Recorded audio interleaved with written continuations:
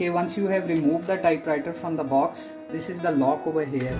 Pick it up upside and the carriage is released. Carriage is released like this, left right, it moves like this. This is for the margins. See, the margins are working. This is for the carriage releaser, this is for the power space repeater. And now you will insert the page. Next video. Okay, now you insert the page like this.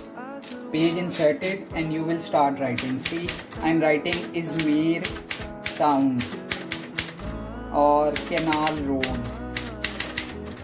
See, beautiful font size this typewriter holds. This is for the uppercase letter, lock, release, space bar, power space repeater, line spacing from here, and page releaser like this.